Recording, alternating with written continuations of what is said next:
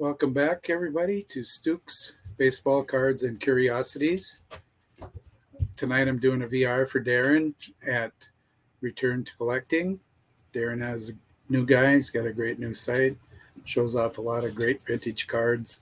Highly recommend going over and checking him out and giving him a sub. And what Darren wants us to do is list our top 10 cards we would like if money was no object. And it was a tough list to create, but I came up with a list regardless, and some of my favorite players are in it. And, be surprised there's no Mickey Mantle rookie, there's no Honest Wagner card, just stuff that I like, stuff that I would like. We'll start off with 1967 Topps Roger Maris proof with the Yankee team card, and it's blank back, it's proof, so you're only going to see an authentic grade on this one. It's something that I could go out and buy, but I don't know if I want to spend that much money when there's so many other great cards out there I could buy for less money. Money was no object, though. I'd go out and buy this. So that's number 10 on my list. Number 9 is a 1963 Topps Plaque Premium Mickey Mantle, and these were premiums. You would send in wrappers from the 1963 Topps high numbers, and they would send you a Mickey Mantle Topps Plaque. And they're not too much more expensive than the Roger Maris, but it's just something cool that I think I'd like to have in my collection, especially if money was no object. Who knows, maybe I'll splurge someday, trim down my collection, and only get a few choice pieces. But I'll go on with number 8.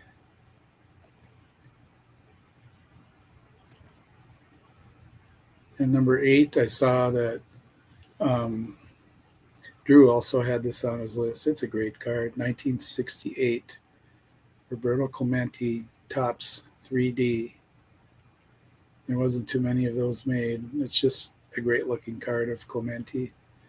It still has the bob. I wish I would say Roberto, but it's still a nice looking card. So number 7, local hero here, 1948 Bowman George Mikan rookie card. That card has really taken off in the last few years.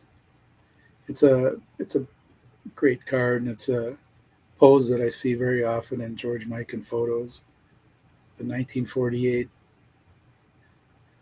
and it's in color. You notice that the football is black and white, and baseball is black and white, but the 1948 basketball was in color. So this takes us to number 6 on my list.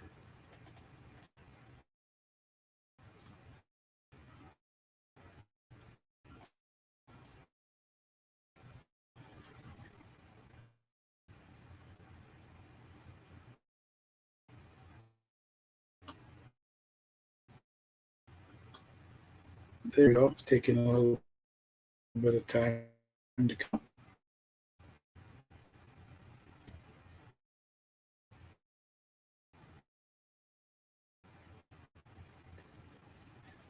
Hopefully you can see it tonight. 1966 Topps USA Test Bobby Orr rookie card.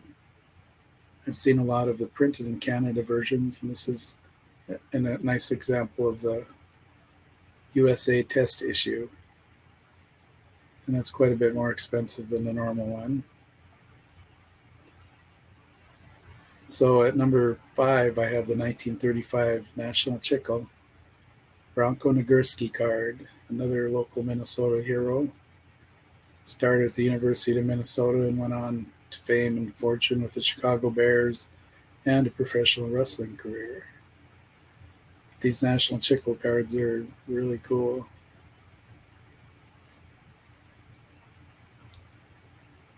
Brings us to number 4, and that's the 1967 Mickey Mantle stand-up proof. I just like the black background with the yellow name plate there. The 1964 stand-ups, as many people know, are green with yellow background, and this one just takes it to another level. You can see the little stand-up punch out that you can do right out of the card there. And those are pretty tough to find. It brings me to number 3 on my list.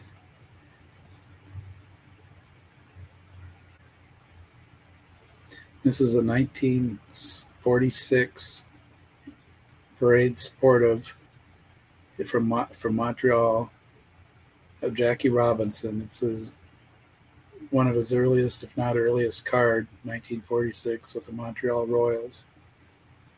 Great historic piece.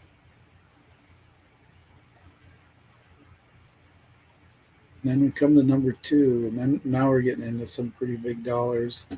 This is a 1931 Harrison Studios postcard of Josh Gibson signed on the front and the back.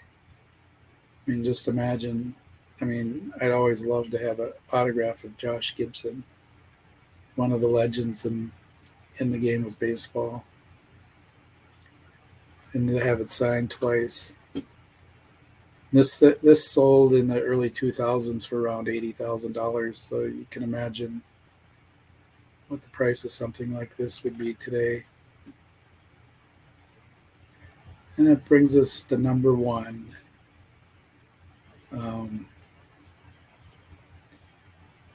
This guy is very famous, not in the Hall of Fame. It took him a long time to write his name whenever he did sign his name. Joe Jackson, 1911 photo from Frank Smith. And an album of these Cleveland Indians were found a few years back. And just so happened that Joe Jackson was signed and authenticated. And this in 2021, this sold for $1.4 million. That would be the number 1 on my list. And I was a big fan of the Black Sox. 8 Man Out, watching all those movies about Say It Ain't So, Joe. It's just another legend in the game of baseball. I'd like to again thank Darren for having this VR contest. Please go ahead and support his channel, and I hope everybody has a great and wonderful day. Thank you.